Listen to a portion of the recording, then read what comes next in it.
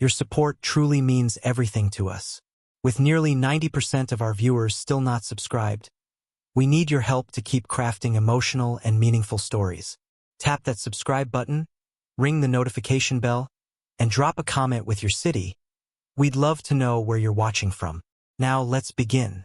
I met Lena before I went to the army. Right before I left, she promised she would wait for me, and for a while she did keep that promise, but after 2 decades we still found ourselves parting ways. The reason simple and painful: my wife had cheated on me. Now looking back, I can understand that you two wouldn't have waited. The early years of our marriage were tough, but on the surface they were successful. We had 2 sons and our own apartment, but if you look closely, our relationship was far from ordinary. Over time, Lena transformed into what I can only call a battle-hardened woman. She'd put on a lot of weight, but to her it wasn't an issue. Meanwhile, I stayed the same, small and fragile, just like I was before the army. That's how events unfolded in our family. She took the lead. She worked at a bearing factory, and everyone there had nicknames. It made communication easier. After all, it's much easier to say skull than to explain who a locksmith is, right? That's how they called me, Beard. I had my internship there as a teenager, and I was lucky enough to meet an incredible teacher, an old man, a real professional. His name was Daniel, but everyone called him the master. He taught me all the ins and outs of the job.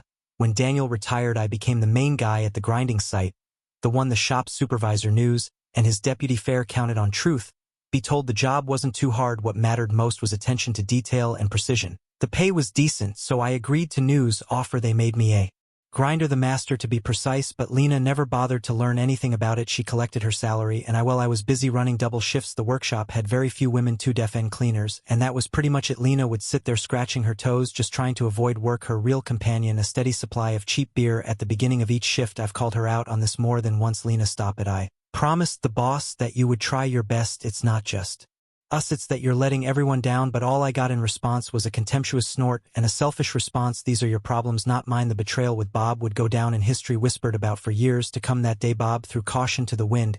He broke from his usual routine. Instead of sticking to his morning drink, he went all in, and Lena, well, she was right there with him. Later she'd say they drank so much that neither of them could remember how they ended up in bed together. But Bob wasn't about to change his ways anytime soon. Then, just as things reached their peak, and every man knows how crucial those moments can be, Bob's heart gave out. He dropped dead right there on top of Lena. The workshop, meanwhile, was shaken by the agonizing wail of the grinder. Lena was frozen in shock. In her panic, she forgot everything, even her underwear and robe, as she rushed to help. Hurry, hurry, she screamed, but it was too late. The staff couldn't do a thing to save Bob after the funeral. Despite the tragedy, the rumor mill-churned workers couldn't help but laugh behind my back, calling me the bearded goat. And here we have the beard with horns, they say, laughing it off like it was some kind of joke. Lena was soon let go, her behavior deemed a breach of company ethics, and of course there was the small matter of alcohol consumption at work. As for me, I didn't stick around much longer either. I moved to another city with Lena, but by that time she was a stranger to me. Our children had already grown up and were living independently. I managed to find a good job. Qualified workers have always been in demand. I took out a mortgage on an apartment and pretty soon found a new woman. She was different. She was humble, loving, and most importantly respected me. So that's how I reinvented my life, leaving the past behind. The only thing that remained was the old nickname, Beard. So guys, if you all liked today's story, please like the video and subscribe to our channel. And don't forget to press the bell icon. Thank you for watching.